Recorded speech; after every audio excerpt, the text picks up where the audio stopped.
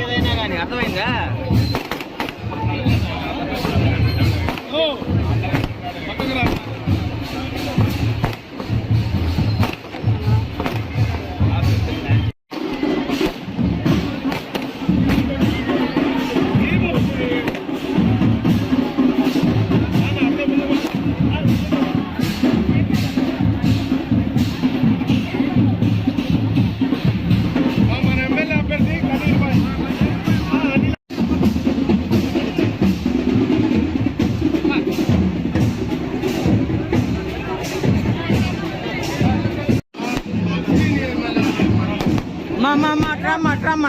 ట్రమ్ ఇట్టించమ్మా అది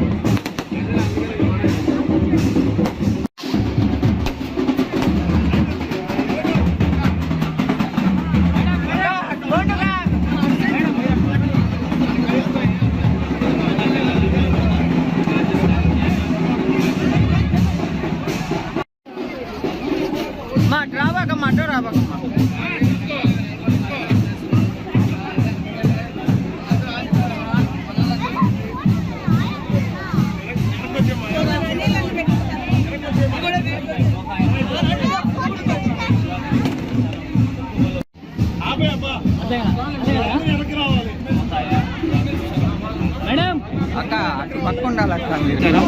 ఈరోజు ఒక సామాన్యుడికి జగనన్న వైఎస్ఆర్ కాంగ్రెస్ పార్టీ టికెట్ ఇచ్చి అనిల్ కుమార్ యాదవ్ సహాయంతో ఈరోజు నెల్లూరు సిటీ అభ్యర్థిగా నన్ను ప్రకటించారు. నేను ఆ రోజు నుంచి గడప గడప తిరుగుతున్నాం. ఈరోజు 6వ డివిజన్లో మేము గడప గడప తిరుగుతున్నాం. ప్రతి ఒక్కరు ఆశీర్వదిస్తున్నారు. ఏమంటే జగనన్న చేసిన నవరత్నాలు, అలాగే అభివృద్ధి కార్యక్రమాలు, అనిలన్న చేసింది, అలాగే సంక్షేమ పథకాలు.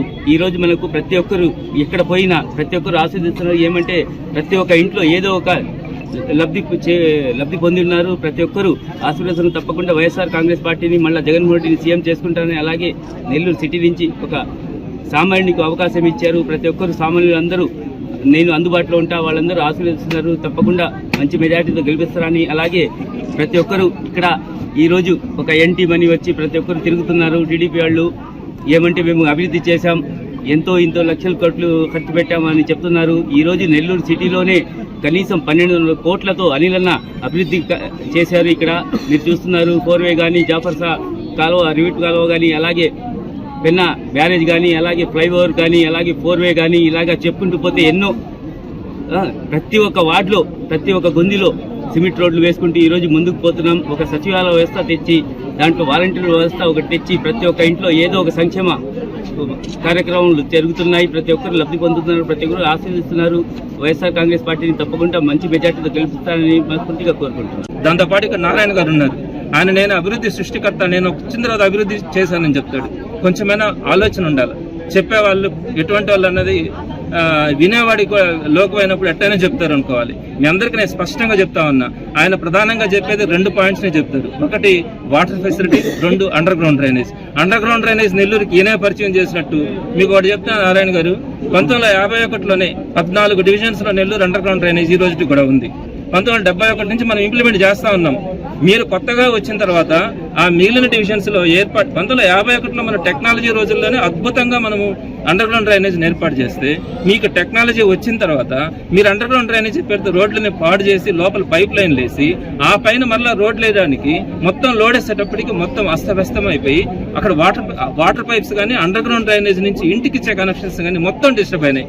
అలానే మ్యాన్ హోల్స్ కూడా మీరు అర్ధరాత్రులు రోడ్లు వేసిన దానివల్ల పూర్తి చేశారు. సో ఈ రోజు వాటిని ఉపయోగించుకునే పరిస్థితి లేదు. ఆ విధంగా మీరు సుమారుగా 900 కోట్ల రూపాయల అప్పులు చేశారు. స్టేట్ గవర్నమెంట్ కానీ సెంట్రల్ గవర్నమెంట్ కానీ ఫండ్స్ తెచ్చి ఆ పనులు చేసినా కూడా సంతోషపడచ్చు. పోతే పోయినా ఆయన డబ్బులు తెచ్చినాడు, ఈ నాశనమైన పర్లేదని. కానీ మీరు చేసిన 11% రేట్ ఆఫ్ ఇంట్రెస్ట్ తెచ్చారు. వాటన్నింటినీ కూడా జగన్మోహన్ రెడ్డి గారు కట్టారు.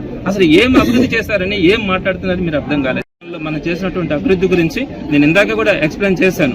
అలా మనం చెప్పుకుంటా పోతే ఎన్నో చెప్పుకోవచ్చు. ఎందుకండి ఊరికని అబద్ధాలు చెప్పి జగన్మోహన్ రెడ్డి గారిని మోసం చేయడానికి, జగన్మోహన్ రెడ్డి గారి గురించి ఏదో అబద్ధాలు చెప్పుకొని బతకడానికి ప్రయత్నిస్తే ప్రజలు ఎవరు నమ్మరు. ఈరోజు సామాన్య ప్రజలందరూ కూడా జగన్మోహన్ రెడ్డి గారితో ఉన్నారు. ఇది సామాన్యులకి అహంకారులకి జరుగుతున్నటువంటి పోరాటం. ఖచ్చితంగా జగన్మోహన్ రెడ్డి గారు ఒక సామాన్యులని ఎంకరేజ్ చేస్తా ఉన్నారు. సామాన్యులు అయితేనే ప్రజలకి పేదవాళ్ళకి అండగా ఉంటారన్న ఒక ఆలోచనతో ఆయన సామాన్యుల్ని రాజకీయాల్లోకి ప్రోత్సహిస్తా ఉన్నారు. తప్పకుండా ఖలీల్ అహ్మద్ గారిని గెలిపించుకోవడంతో పాటు జగన్మోహన్ రెడ్డి గారిని మరొకసారి సీఎం చేయడానికి ఈరోజు ప్రజలందరూ కూడా సిద్ధంగా ఉన్నారని మీ ద్వారా అందరికీ తెలియజేస్తా ఉన్నారు.